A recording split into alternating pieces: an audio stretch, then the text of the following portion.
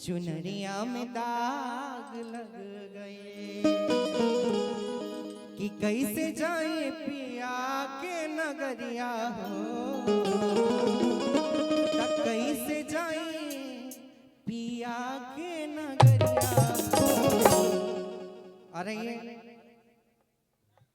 हमारे मंच के मंचासीन अभिभावक गार्जियन यहाँ उपस्थित हैं। भूतपूर्व मुखिया नाम क्या हुआ? तारकेश्वर प्रसाद जी। और कहना है चुनरिया में दाग लग गए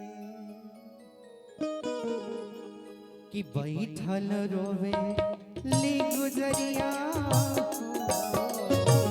चुनरिया में दाग लग गए, बैठल रोवे ली गुजरिया, चुनरिया में दाग लग गए। कैसे जाए पिया के नगरिया हो, कैसे जाए पिया के नगरिया, चुनरिया में दाग लग गए, बैठल रोवे ली गुजरिया हो, चुनरिया में दाग लग गए।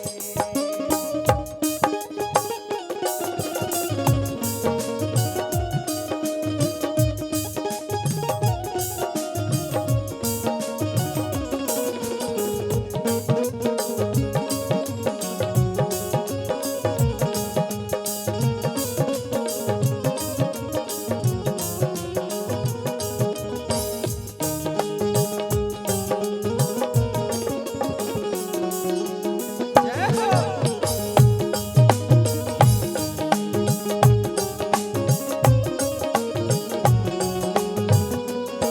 और भैया रुकेगा, आप लोग के बीच मंच के सुप्रसिद्ध लोक गायक चंदन भैया और हमारे काव्य कृष्ण मूर्ति जी उपस्थित हैं। एक बार जोरदार ताली बजाकर भैया को प्यार और आशीर्वाद दीजिए आप लोग। बैठल रोवे ली गुजरिया हो, चुनरिया में दाग लग गए, बैठल रोवे ली गुजरिया हो, चुनरिया में दाग लग गए। कैसे जाई पिया के नगरिया हो, कैसे जाई पिया के नगरिया हो, चुनरिया में दाग लग गए, बैठल रोवे ली गुजरिया हो, चुनरिया में दाग लग गए।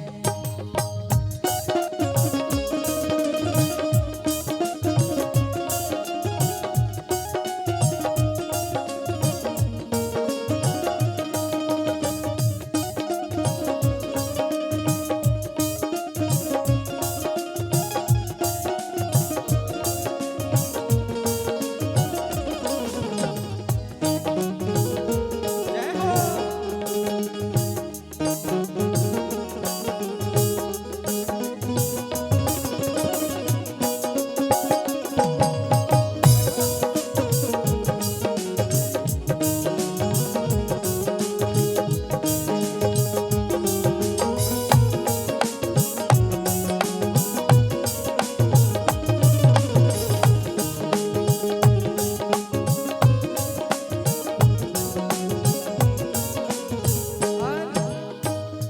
आइल भगवाना के हमरो सनिसवा,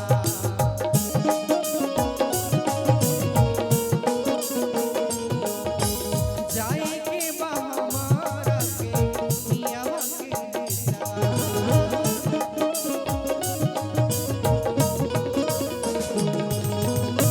आइल भगवाना के हमरो सनिसवा, जाए के बा हमारा के पियावा के देसवा।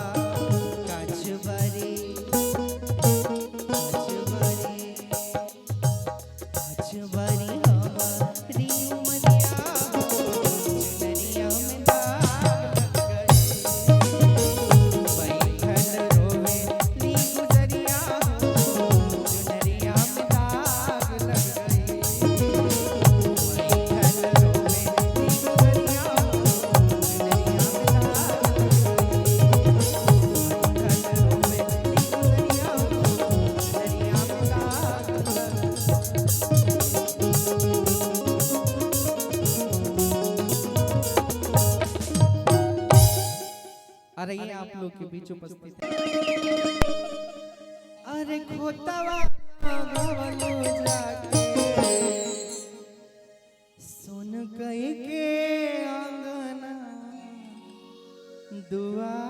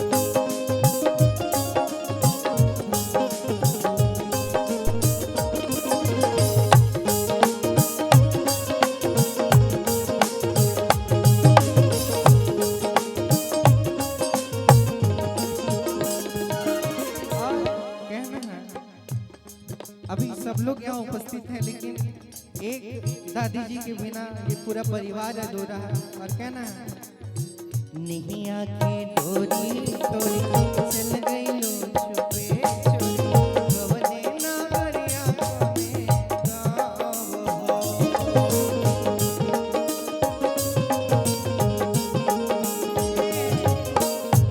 आज वाकई में एक आदमी के चले जाने से ना पूरा परिवार अधूरा हो जाता है। और इसके लिए लोग ढूंढते हैं कि कहीं अगल बगल तो है नहीं आके डोरी डोरी चल गई लो चुपे चोरी गवने ना गरिया में गाँव मन में धाई धाई घर आंगन में घर की आकाशे खावे देखे ना पाता गइलो कहवाला पाता भइलो देखे ना पाता गइलो कहवाला पाता भइलो हो गइलो काहे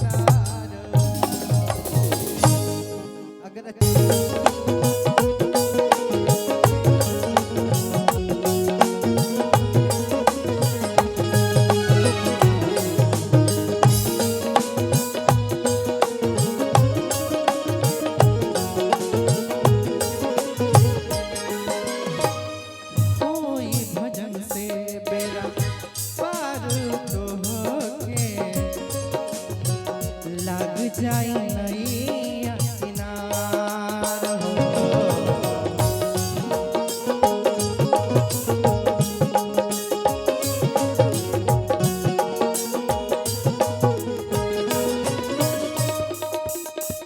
होई बाई भजन से तोहरो बेरा लग जाई नैया किनार। मन में राम जी के मन में राम जी के भजन लगू गाए। मन में राम जी के भजन लगू गाए। सारा दुख पल में मिट जाए। राम नाम हवे दर्द के दवाई। पिया बात दर्द ना बुझाए। राम नाम हवे दर्द के